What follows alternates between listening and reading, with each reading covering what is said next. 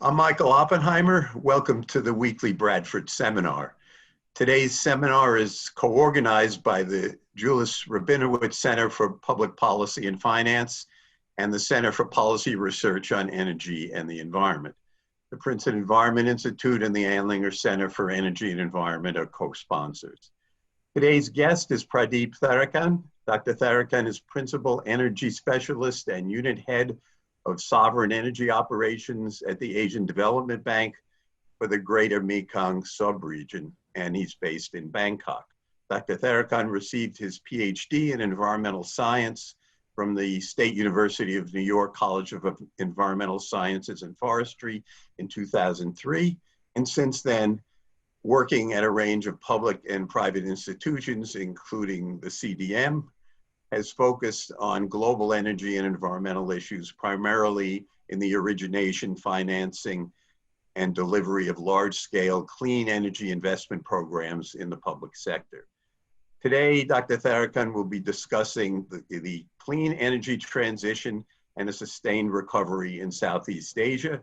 We are especially pleased that he was able to join us today. Pradeep was scheduled to speak last spring during a stint as a visitor at the Julius Rabinowitz Center, but unforeseen events intervened.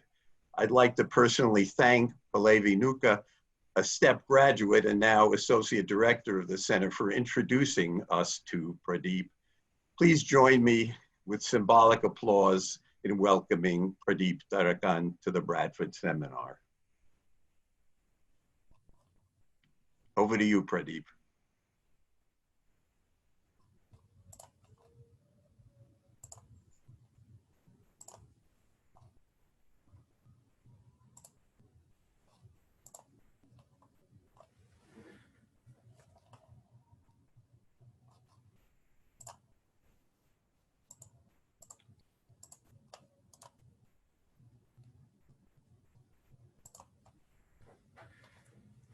Good afternoon, everyone. Am I audible? Yes, you're great. Thank you. Thank you, Michael, for that kind introduction, and thank you to the sponsors for inviting me to this event today. I look forward to speaking with all of you. I suspect most of you haven't been on an international flight since March of this year, so let me invite you to sit back, relax. You don't have to put on your seat belts, and let me take you on a journey to Southeast Asia. And when we're there, we're going to talk about the region's changing energy landscape and then focus on some of the policy and financing approaches for accelerating the transition that's happening in the region. And then we'll spotlight a bit on the Asian Development Bank and the work of the ADB. Southeast Asia is a grouping of 11 countries, 10 of which are part of what's called the Association of Southeast Asian Nations, or ASEAN. The ASEAN is a political bloc that's focused on promoting economic growth and regional stability.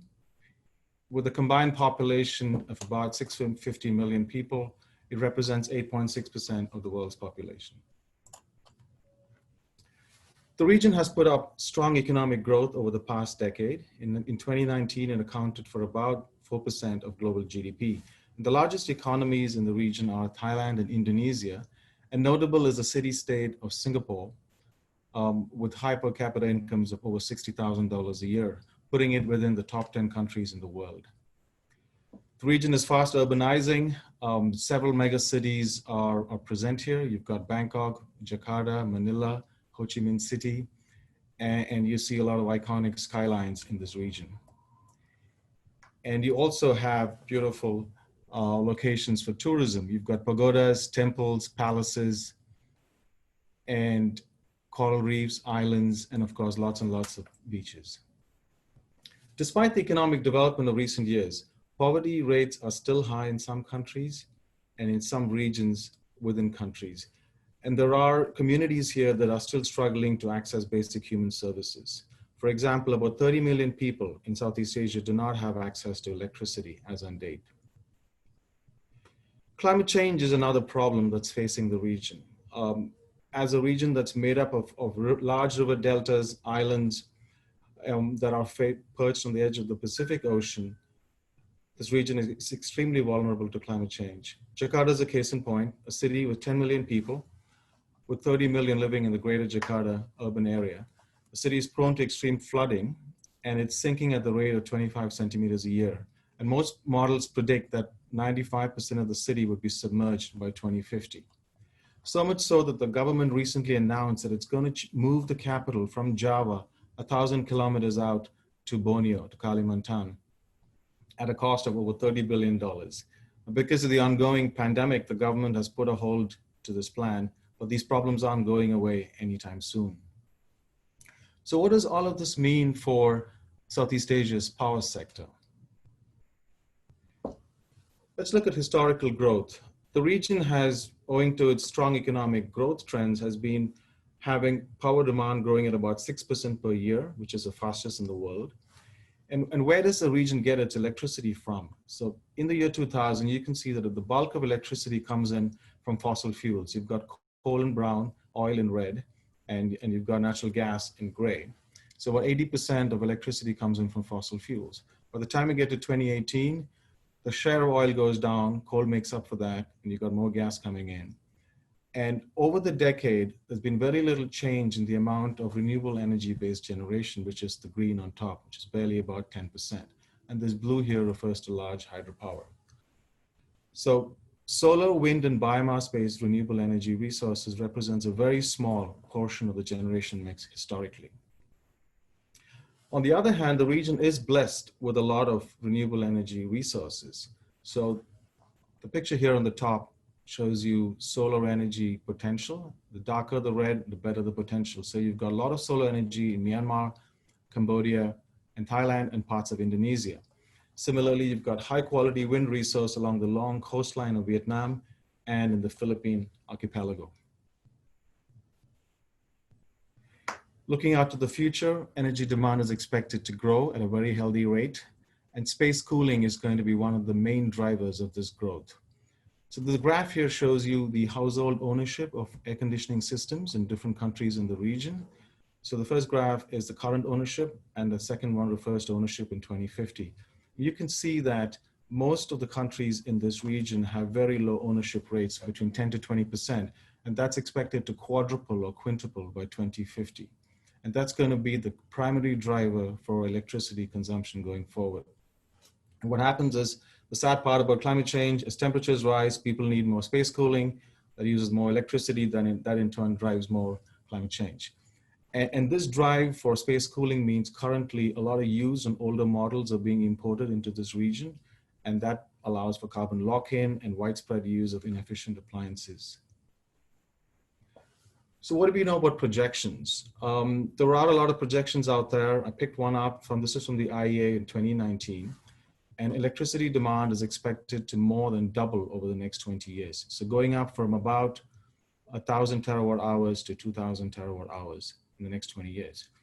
And where is this power expected to come? As you can see, the bulk of it is going to come from fossil fuels, coal, gas, a little bit of oil. Renewables are going to increase, but marginally. So by 2040, you're looking at about 20% of generation coming from renewable energy. Now, this is a pretty depressing forecast. It does not align with Paris 2015 requirements. It doesn't align with a 2-degree world.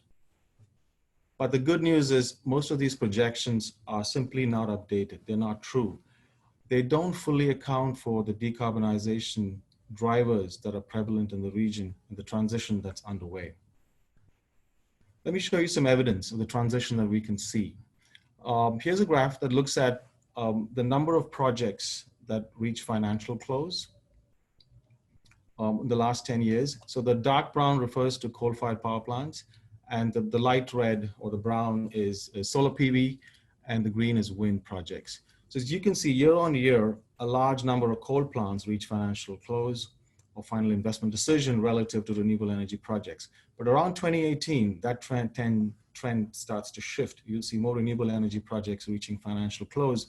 By the time we get to 2019, those projects are much larger in number than the coal-fired power plants. But we don't have data for the rest of 2019 and 2020 analyzed yet, but most indications anecdotally across the region are that these trends are expected to continue and amplify.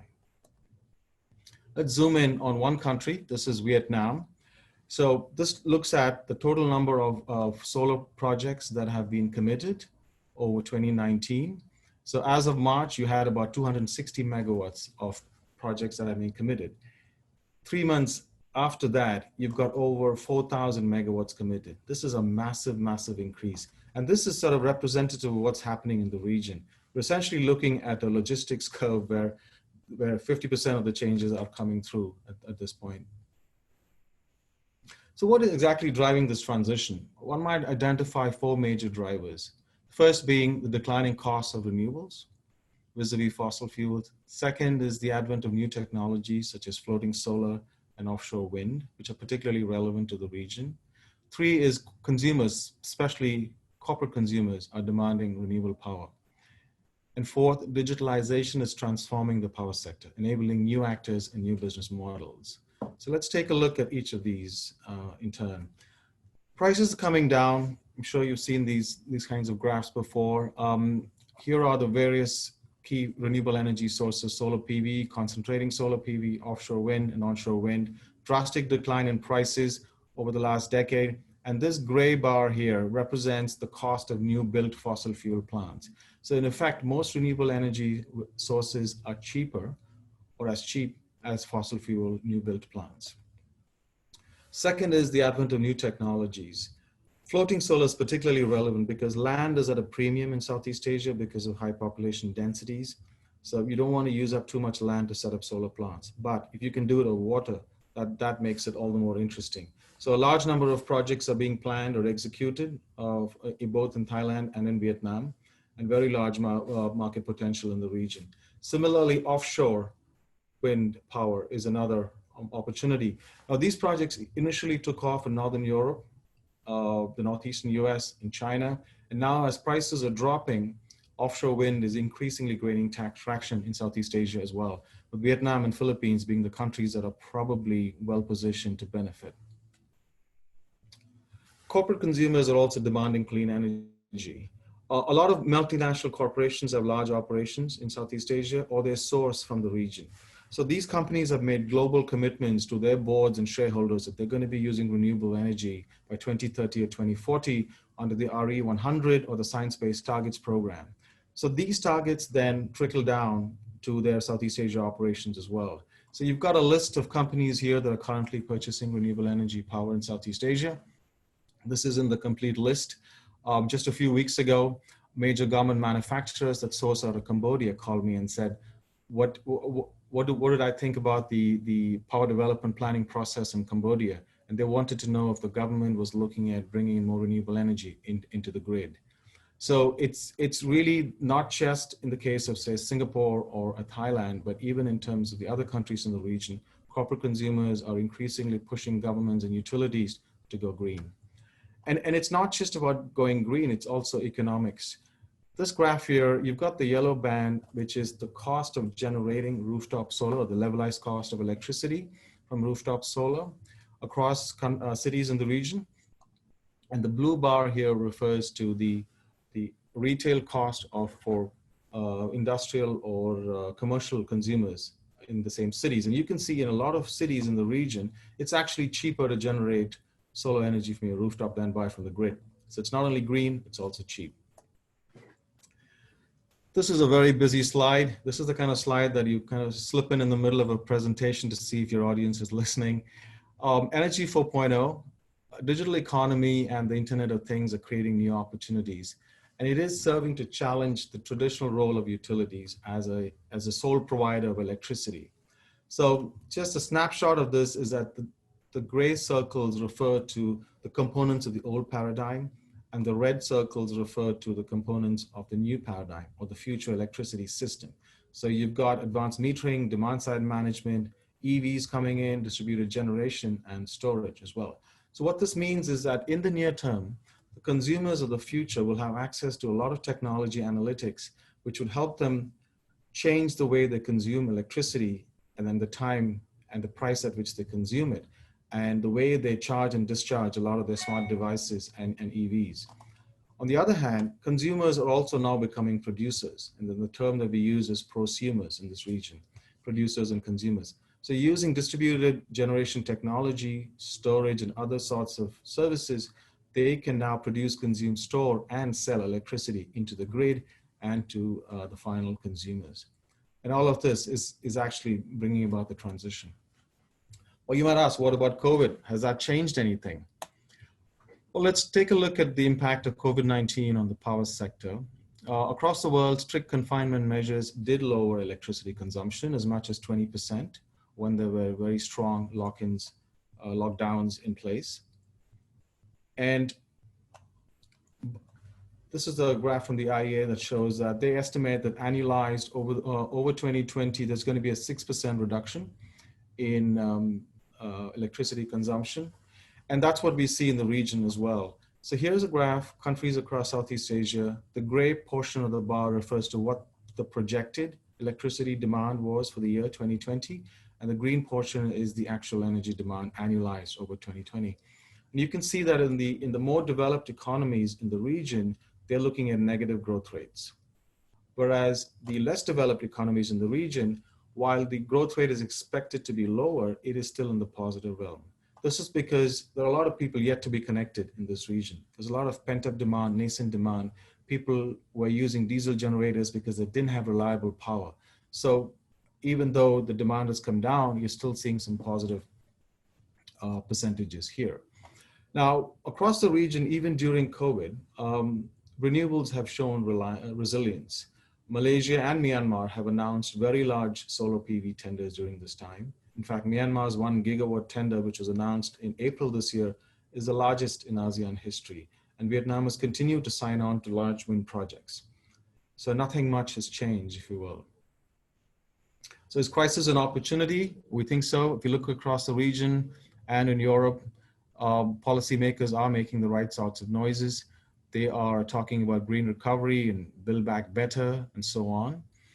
And here's an example from Malaysia, which said the government is looking at a 1 gigawatt new solar auction as a way to create local jobs and help with pandemic recovery. But is success guaranteed or preordained? No, it's not. As we know, it's going to take a lot of sustained action and the right sorts of enabling policies to make this transition go faster. And so looking at the policy prescriptions, the role of the government is really, really important. If you were to see what are the main policy prescriptions, I'd say supporting the role of the government in supporting keystone investments and mitigating risks of the private sector, and the role of the government in setting targets, ambitious ones, undertaking planning in the face of uncertainty are a couple of very important ones. In addition, as we talked about, new actors, new markets, ensuring that there is a level playing field for these entities is again a responsibility of the government. And finally, we'll talk about how the government has a key role to play in enabling greater access to green finance. So the role of government in supporting keystone investments. This is something that is increasingly becoming important in Southeast Asia. Let's take a look at this graph on the left. This is showing the relative importance of public and private funding for the power sector, dark blue being the public funding and light blue being the private funding. You'll see that bulk of the funding so far over the last 5 years and previously has mostly gone into coal and fossil energy, practically, with a small amount going into hydropower and geothermal, and very little actually going into renewable energy. It's really private money that has gone into renewable energy. So we are to scale up this transition and accelerate it. We're going to have to move public funding from the fossil side over to the renewables side. Second is we need to bring down the cost of procurement or the price for renewable energy in the region. As we talked about earlier, prices are coming down. This is comparison between Southeast Asia, China, and India over the last 5 years. Red being solar PV and green is wind. And while prices are coming down, you'll see that in Southeast Asia, the prices are still high compared to other regions, even after accounting for, say, changes in resource quality. And we think this is because Southeast Asia traditionally has engaged in negotiated bilateral deals between the government and the private sector. There hasn't been a great preference for competitive tenders and auctions, whereas India in particular has done that. So that could be one of the reasons why we've had high renewable energy procurement costs in the region. So with that investment hypothesis, ADB decided to try out an experiment. we looked at a country where there was little or no solar energy capacity developed. And the country we picked was Cambodia. And we decided to go in there and work with the government to set up a keystone large project structured as a public-private partnership where the government would take the lead to de-risk the project and set up the right enabling conditions to crowd in the private sector, which would come in along with the competitive pressure, resulting in the lowest or a very low price for solar procurement. So that was the investment hypothesis. Let's take a look at Cambodia. So as a country, a couple of large water bodies. You've got the Mekong River flowing down, draining to the south. You've got the Tonle Sap also draining to the south. And much of the load or the demand for power is around Phnom Penh, Sihanoukville, and Siem Reap. These are the areas where the bulk of the population lives. Now, as you can see, redder the color, that's where the best solar resource is. So much of the solar resource is actually nicely aligned with the demand centers in the country. And traditionally, the government and the country had relied on large hydropower and coal-fired power plants dependent on imported coal. So when we sat down with the government and said, look, why don't you look at solar resource? We got the same kind of typical responses. Oh, solar is expensive, it's unreliable, we don't know much about it, it's going to stress our grid, it's variable, and so on. So we said, okay, let's help you undertake the analysis needed to make a decision. And so we prepared a solar master plan study for the country, looking at the solar resource, identifying where in the country are the best locations for setting up these plants, looking at how much solar can be integrated into the grid, looking at low, medium, and high scenarios, the levelized cost of power, and looking at impacts on the grid. So once that was done, we convinced the government to look at a large project, and that was how the 100 megawatt National Solar Park project was started off. So this uses a public-private partnership approach where you've got the national utility, which is Electricity du Cambodge, EDC for short. So EDC's responsibility was to procure the land, set up the solar park facility, which included the substation, which would pick up the power from the power plants and transmit it via a transmission line to the grid substation. So this is all public infrastructure, which was funded by ADB through a loan to the government. And then the private infrastructure was the generating plants. So this EDC tendered out these generating units to the private sector.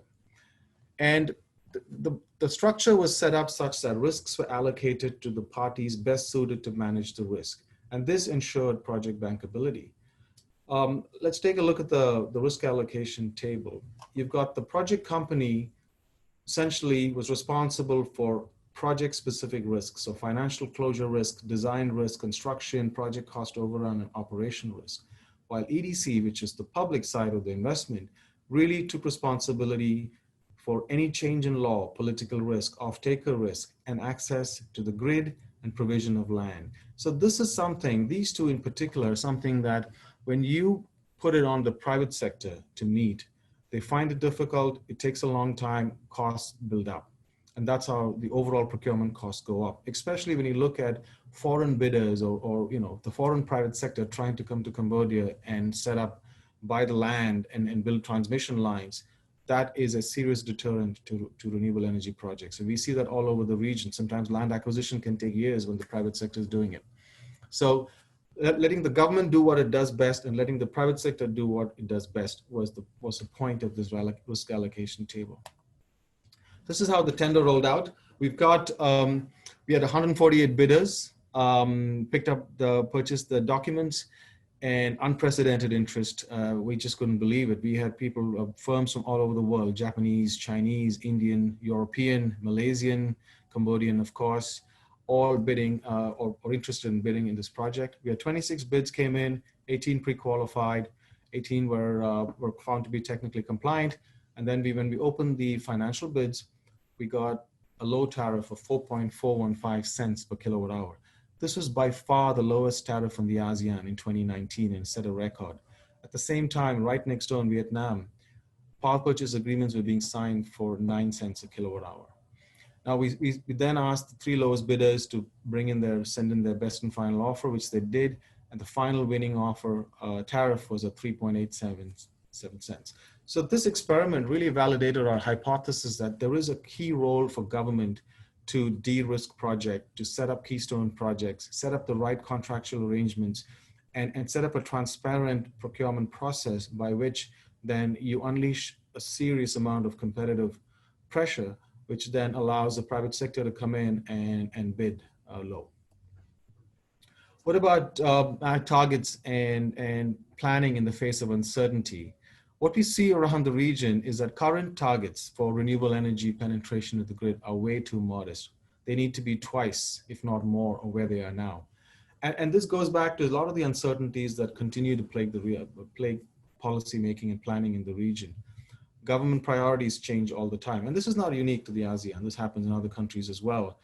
A minister comes in and says, we want to do solar rooftop with a certain target. 2 years later, another minister comes in and says, let's shift. We're going to be doing biomass, and we're going to do essentially using agricultural residue. That minister goes away. The third person comes in and says, no, let's put a hold on everything. Let's do a stock take. So this sort of stop and go really doesn't help with market development. And three, old habits die hard. I mean, there is still talk of new coal-fired power plants being scheduled for commissioning in 2025 and 2030. We have these discussions with clients saying, look, you're not going to find people most likely willing to finance these plants 5 years out, 10 years out. Or if they are built, you're not going to be able to deploy them to high capacity factors. So you're looking at stranded assets. And the other thing is falling prices. I've had conversations with energy ministers in the region where when I'll tell them, look, prices are coming down. We need to talk about maybe some large projects in your country. And they say, well, why don't we wait for a couple of more years? The prices are going to come down further, and then we can do those projects. So there's a perverse incentive when you see drastic price increases where people want to wait it out. And what about the variability of renewables? This is another challenge. There are technologies out there which are rapidly evolving. Prices are coming down. So planning tools need to fully integrate and accommodate for these things. When you have a large amount of variable renewable energy in the grid, you have to think about balancing. You need flexible power plants that can ramp up and down and operate at partial load and compensate for the variability. When you have too much generation, you need to be able to curtail. When you don't have enough generation of renewables, you need to have backup technology. All of that builds in cost, which needs to be taken into the planning cycle. On the other hand, renewable energy is really a CapEx system. There are no fuel costs, as you know. They're quicker to build, they're modular, they can be sized to load growth. So those are all positives. And now with the increasing advent of storage technologies, we're finding that renewables combined with storage is actually getting to be competitive with traditional, conventional, flexible generating units, such as gas engines or pump storage hydro or open cycle gas turbines. So these were typically the technologies that were used for managing peak demand and for rapid flexible generation. But now with storage, you're actually be able to do that at the same price. So all of this needs to go into the planning, and that's when you're going to start seeing some more realistic forecasts. What about market actors?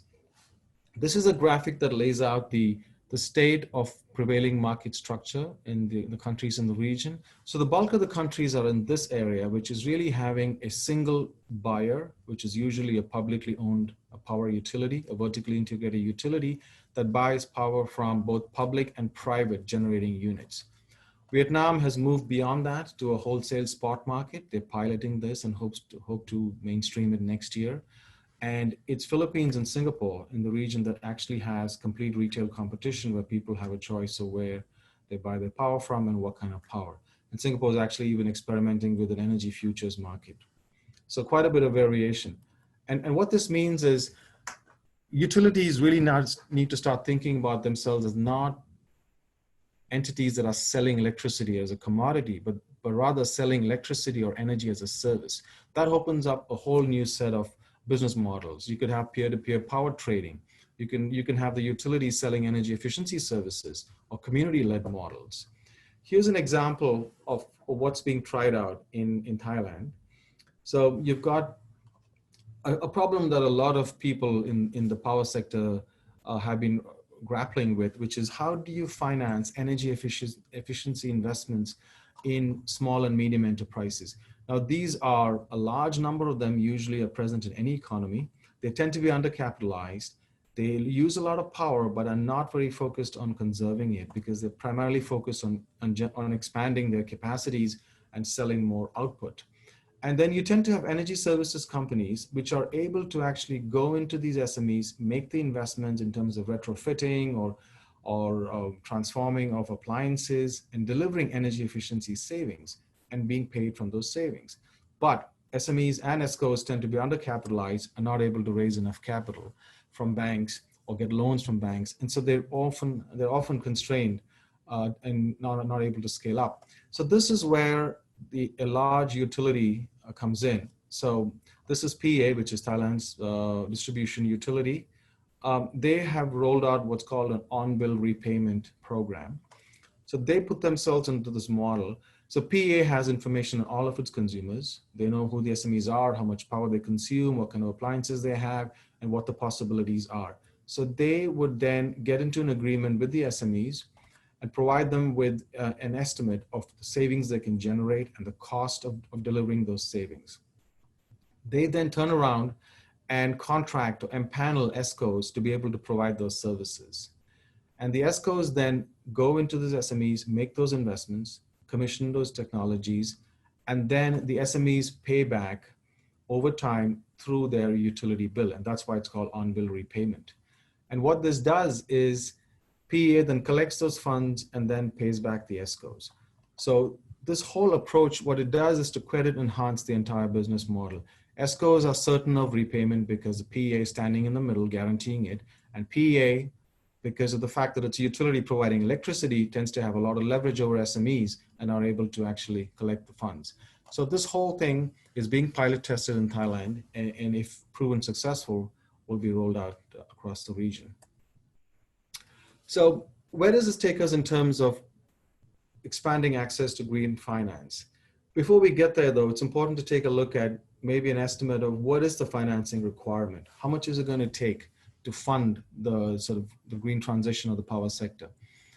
There are a lot of estimates out there. Here's the back of the envelope one. This one is shows that to go from where we are today, which is about 10 gigawatts of installed capacity, to about 300 gigawatts of installed capacity by 2040, you'll need about 15 gigawatts every year. And that's split across solar and wind as 10 and 5.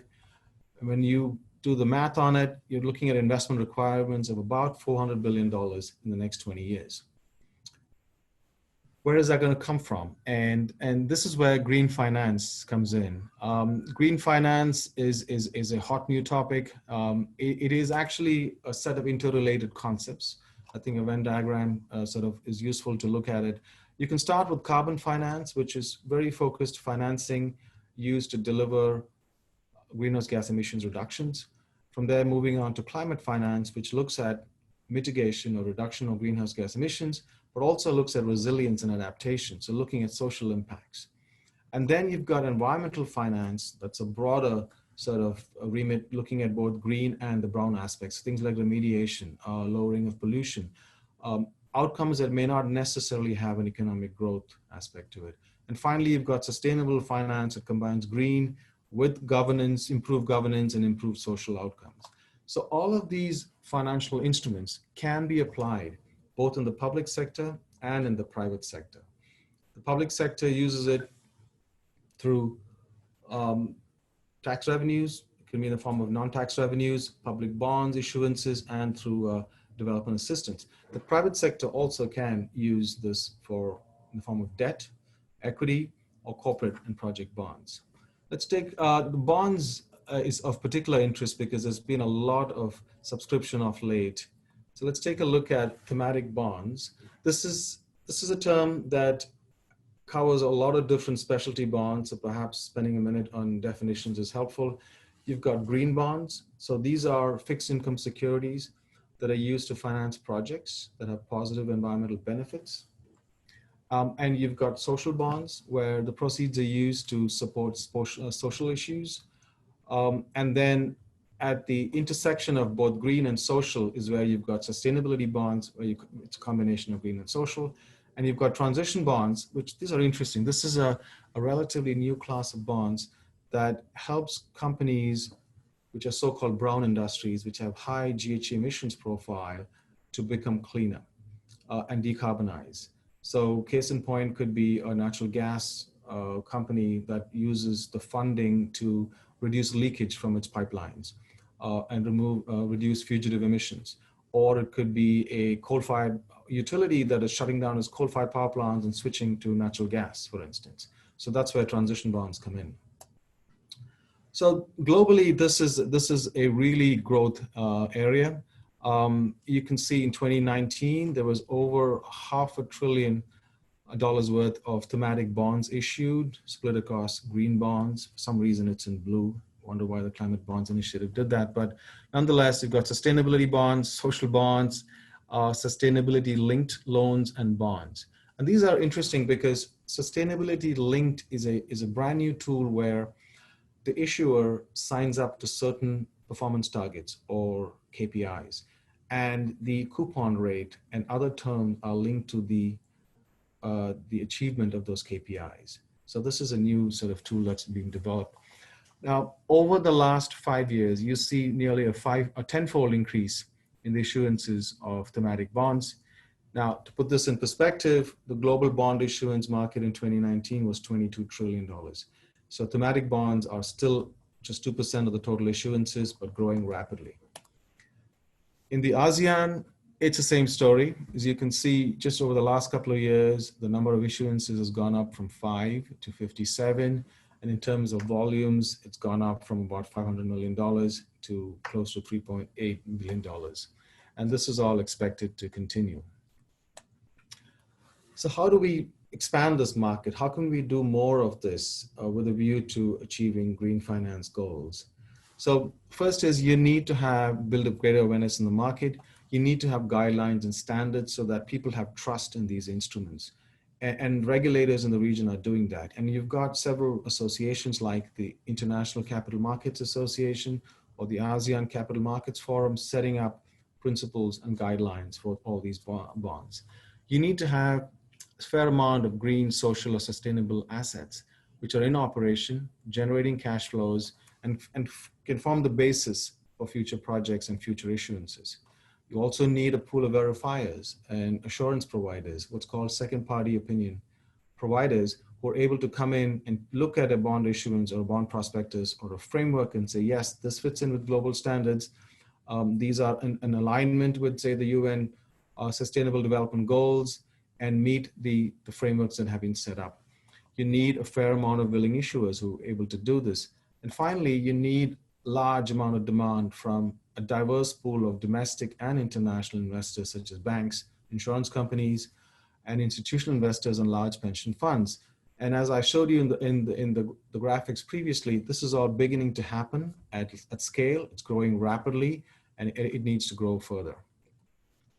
Here's a quick snapshot of what ADB has been doing in terms of supporting landmark bond issuances in the ASEAN. So in 2016, ADB invested in the first certified climate bond in the Asia Pacific. We invested in also climate bonds and green bonds in Thailand. And so the first four are essentially private energy companies that use these bonds to finance or refinance their renewable energy projects. And the last two are particularly interesting. These happened earlier this year. So we were advisor to the Thai sovereign, the government, the Ministry of Finance, which issued the first sovereign sustainability bond to finance public mass rapid transit in Bangkok, along with COVID recovery measures, such as support measures for SMEs. And we're also, we were advisor to the Thai National Housing Authority, which was the first state-owned enterprise in the ASEAN to issue a social bond for supporting their affordable housing projects. Well, a quick spotlight on the ADB before I close off. So who we are, the Asian Development Bank is a multilateral development bank founded in 1966. We're based out of Manila, Philippines, with 40 field offices across Asia and a representative office in Washington, DC, in Tokyo, and in Frankfurt. We have nearly 3,600 employees representing 64 nationalities. Our mission is to help our developing member countries reduce poverty and improve quality of life. So this is our lead certified headquarters in Manila. And you can see our rooftop solar plant here. When it was commissioned a few years ago, it was the largest in Southeast Asia. It's got a capacity of 0.5 megawatt. And what do we offer our clients? We've got a public sector window and a private sector window, so we can work with a range of clients. We provide loans, and we can make equity investments, guarantees are provided. We can do a lot of advisory work. We can provide capital grants, and we engage in policy dialogue, helping our governments figure out solutions to the development challenges that they're facing. In terms of commitments, in 2019, we were able to provide loans, grants, and equity investments and guarantees for a total of $21.64 billion, and combine that with over $200 million of technical assistance, primarily advisory work. And we were able to crowd in or syndicate co-financing to the tune of $11.86 billion for a total operation size of $33.5 billion. Here's an example of some of the reports and analytical work we've done on clean energy deployment in the ASEAN. This is just a subset of the work we've done. All these reports are available on our website. They're totally free. Your tax dollars are work, so please feel free to access them and to use them in your work. Just a quick summary. Essentially, the transition towards clean energy or clean power is underway in Southeast Asia, but it needs to be quicker and more ambitious. COVID-19 has caused a momentary slowdown in demand growth, but what it has really done is to accelerate green growth trends. Changes are being telescoped. Things that were expected to happen in 5 to 10 years are now happening in 2 to 3 years. And governments will play a key role in creating the right conditions to support this transition, by setting the right kinds of targets through the enactment of supportive policies, and by financing keystone projects and crowding in and increasing access to financing. And talking about green finance, thematic bonds are a promising way to finance the clean energy transition. We've talked about that, looked at the different types of bonds that are out there and the ones that are currently on the horizon. And finally, ADB as an institution continues to support countries in the region through policy dialogue, technical studies, transaction advisory support, and financing. With that, I've covered a lot of ground. That brings me to the end of the presentation. Thanks for your time, and I'm happy to take any questions.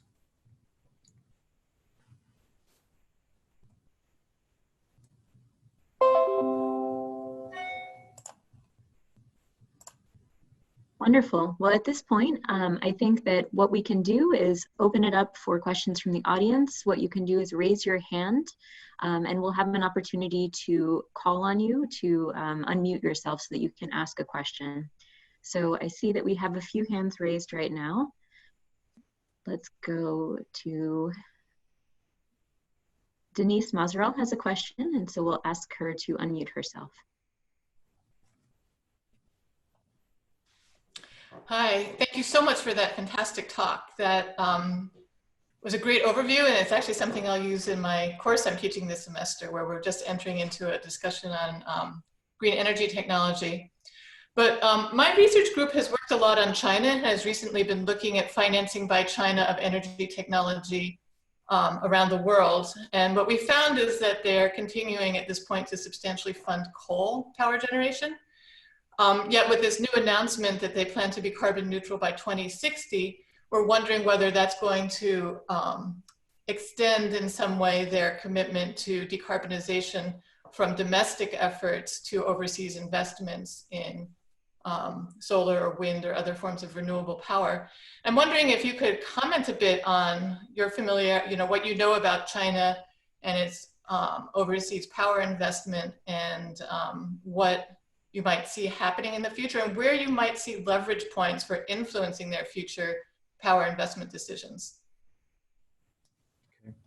Thank you for that question. I think looking at sort of Chinese investment in the region and the power sector, that's a really complex area, and there is no, China is active in a lot of different countries, and the nature of investment is quite varied. Let me give you an example.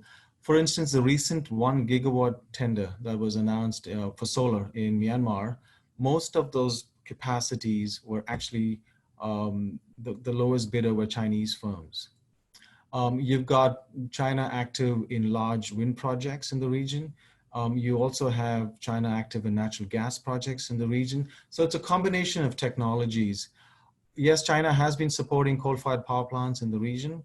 Going forward, it's difficult to say. I think there is quite a bit of, I think, increased awareness amongst countries in the region that they need to shy away from coal. They need to actually minimize the use of coal, probably shift more to gas as a bridge fuel. So that's going to actually permeate back, and the demand for financing typically is going to follow, the demand for projects. Another case in point recently is Bangladesh. So going back to what I said about corporate consumers demanding renewable energy. So a lot of the garment manufacturers that source out of Bangladesh need renewable power. And so they, to some extent, have sort of created that national dialogue around renewables. And recently Bangladesh announced that they're going to either cancel or delay a lot of the coal-fired power plants that they had in their power development plan. So I think it's really a dynamic situation now. I think over the next 5 to 10 years, you're going to see that there won't be a lot of financiers for coal-fired power plants in the region. Great, thank you. Next, we have a question from Rohit Gupta. We'll allow him to talk. Hi, thanks for a wonderful talk, Pradeep. My question is this, that given the benefits of a larger grid in a variable RE, both economies of scale and otherwise, is there any drive towards coordinating among different Asian nations to have a unified grid or a common governance system? And is ADB playing any role in that? Yeah, no, thank you. Thanks. That's a really great question. I think we didn't have time to talk about a few major elements, and regional power trade, which you are referring to, I think is one of those elements we didn't talk about. We also didn't talk about off-grid energy. There are lots of different models and technologies that are applicable in that context. We also didn't talk about, some of the things like carbon capture and storage and hydrogen economy and all of that that's coming as well. But just back to your question, regional power trade makes a lot of sense in this region, in this area. I think countries in the region have been grappling with it for over a decade, and ADB has been a very strong partner in this effort. You've got countries like Laos, which have a lot of hydropower, and which can export it to its neighbors. You've got large demand centers like Thailand and Vietnam, which could be importing this power. You've got Myanmar, which could actually do bi-directional flows. So there's a lot of potential for regional power trade, and that's going to be important as you said, when you talk about large-scale variable renewable energy integration. But regional power trade takes time. What we're seeing is in most places, be it the Nordic pool or West African power pool and other places, things happen in phases. First, countries do sort of bilateral unidirectional, power sales. Then they go to bidirectional, and then they eventually get to, multi-actor regional power trade, which is truly regional. So it has been a challenge. And so far, I think what you're seeing in the region is really just bilateral unidirectional power sales happening. So Laos exporting to Thailand, or Laos exporting to, say, Vietnam in some cases, or Laos exporting to Cambodia. That's been the primary focus so far. But the countries are looking at moving to the next phase. They are working on a harmonized grid code. They're working on regulations. There has been talk about setting up a virtual regional power trade coordination center. So all of that is happening, and there's been over a decade of work that's gone on. Thank you. Okay, next I think we'll go to Whitney. We'll allow her to ask her question. Pradeep, can you hear me? Yes, I can. Great. Thanks for the great talk. Very interesting. One point is, would you mind going to slide 20 for a second? 20, okay.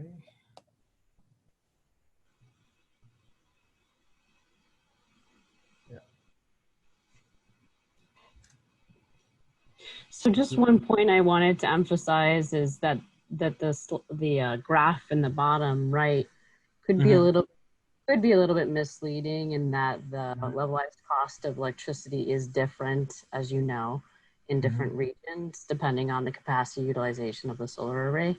So it might be more a fair comparison, or apples to apples comparison, to plot that for the different regions as well. But that aside, I'm interested to hear where in the Southeast Asia region you think the biggest bang for the buck is in terms of reducing carbon emissions per unit of investment. Where if you have only a little bit of money, where would you invest to reduce carbon emissions the most? The most carbon intensive, okay, talking about countries, let's say in the region, you're probably looking at Indonesia or Vietnam, which has the largest amount of coal-fired baseload generation. So that could be one parameter if you're looking at it. If you're looking at it in terms of ease of execution and quick delivery, there are markets which are probably better, such as Singapore or Thailand, which has more evolved regulatory systems and quick response policies. So yeah, I don't know if I'm answering your question, but it depends on, are you looking at primarily investment return in terms of carbon emissions reductions, or are you looking at ease of delivery, execution, or is it a technology focus?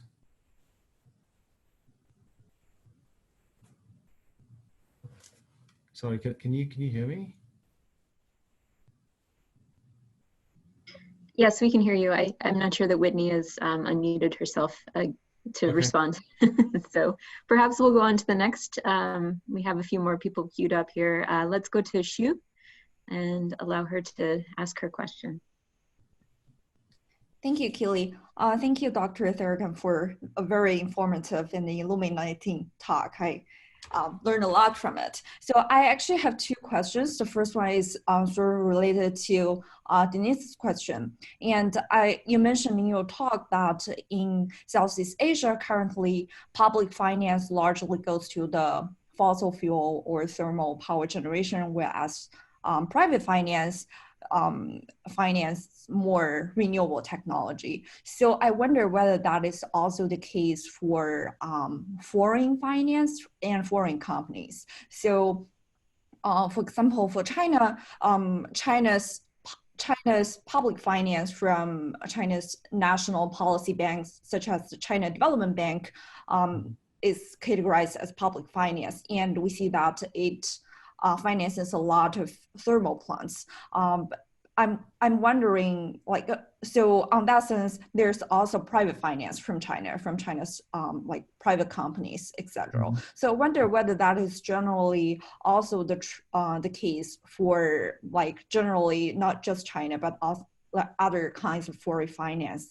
So I'm asking this question because I wonder whether foreign finance or foreign companies, foreign project developers, mm-hmm. do they follow the market development in Southeast Asia, or do they actually have an opportunity to expand or open markets for renewable technology? It again varies by market.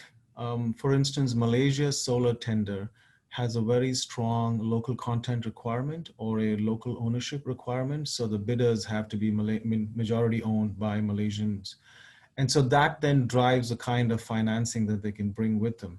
In the case of the Cambodia Solar Park project, it was an open global tender. And so there we can see that you've got firms from all over the world bidding, which means they can bring with them their own host country bilateral lending agencies, or their Exim banks and export credit agencies can come along with them. It varies by the market. Now, if you're looking at the Myanmar tender, which I just mentioned, 1 gigawatt solar, most of the winning bidders are Chinese. It's going to be interesting to see who's going to finance it. I suspect that there's going to be a lot of Chinese Exim banks and Chinese private commercial banks and private entities behind that particular effort. So it varies quite a bit. Vietnam, the first wave of solar projects was so lucrative, they're really high feed-in tariffs, and so a lot of them were equity financed. So yeah, I mean, there is, I think large private commercial financing sources are active in all these spaces. It's a question of the unique circumstances of the market you're referring to. And I think this is where going forward, these thematic bonds, as I mentioned, are going to be a really interesting way for large institutional players to get into the renewable energy space. Because traditionally, they've shied away from taking on project performance risk. They can't do that. They don't want to do that. But now through these bonds, they are able to now enter a market, and the underlying assets could be a portfolio of renewable energy projects or energy efficiency projects or fuel switching projects. So this really opens up this market of crowding in very large fund flows from the world's largest pension funds, which can now start looking at these clean tech projects that they previously couldn't look at. Thank you. Can I ask a second question? Go ahead. So on that sense, I think a lot of the policy transition needs to happen on the government level, as you mentioned. So I wonder whether you could also touch a little bit about the political context in some of the Southeast Asian countries, such as Vietnam. What about are there any political pressure on the government from large incumbents like the coal power industry? Yeah, I mean, there's, you have coal producers in the region like Indonesia, which is, the world's largest producer of thermal coal. So there's obviously a very strong stakeholder network within the country that would advocate for retaining or expanding the coal-fired fleet in the country. Whereas in countries like, which are importing coal, like Cambodia, Vietnam to some extent, those stakeholders aren't as vocal. There is also a fair amount of, it's typical of any of these countries, right? And most countries in the world, you've got multi-stakeholder contexts. You've got the old world or the legacy players advocating for a status quo, which is why we continue to see some coal plants appearing in the power development plans out to 2030 and 2040. But it's coming down. I think, speaking of Vietnam, the Power Development Plan 7, which is the current one in place, has a lot of coal in there. But they're just now in the process of preparing the new one, which is the Power Development Plan 8. And I think what you're going to see is a big ramping down or a dialing back of coal, and all of that being replaced with a lot of wind and solar, offshore wind and onshore wind.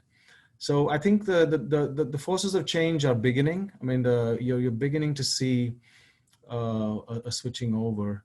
Whether it happens in the next 5 years or 10 years, we'll have to see. Wonderful. I think we have time for maybe just one or two more questions. We'll allow Marina to ask her question next. Hi there, can you hear me? Yes, I can.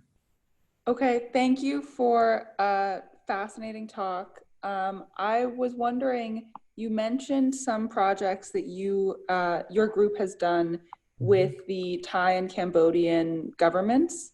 And I was wondering to what extent you might have seen governments that are successfully incorporating renewable projects into their energy grids, then going and advocating that kind of a policy to other Southeast Asian governments, and whether there is this kind of peer-to-peer pressure and how that might be playing out. Okay, thanks. No, great question. So I just wanted to show you the slide. It's in the slide deck as an annex or extra slide. So this is Cambodia, and what you see on the left is and I talked about the solar master plan that we prepared, and we'd identified a bunch of solar capacity in different locations in the country at different nodes. So what you can't see very well, but those yellow bubbles are really talking about capacities and the peak demand in those nodes. And that was in 2018.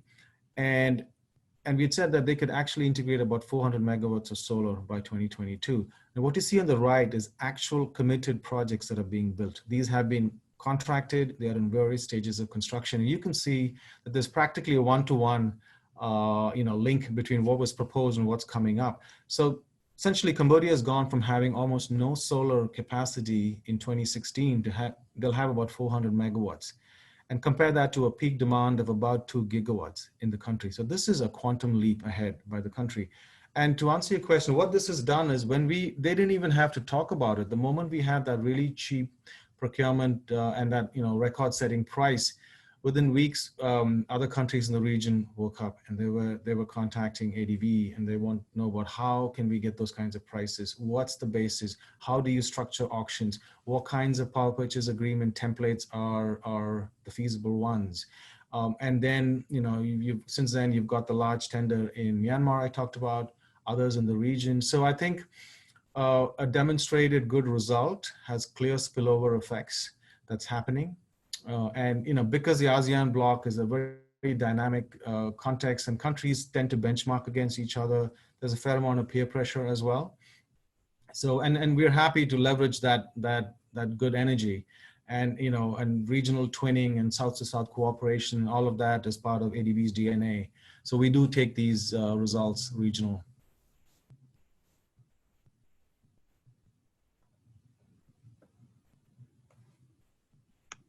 Thank you, Pradeep. I want to apologize to the other people who had their hands up. We had some terrific questions in the queue, but especially due to the time difference, we need to close now. I want to thank Pradeep for an informative and very engaging talk, and hope that the visit that you had to cancel last year can instead occur in 2022 or as soon as possible. We'd love to see you again. Thank you. Join me, please, in thanking Pradeep, at least symbolically. Thank you very much.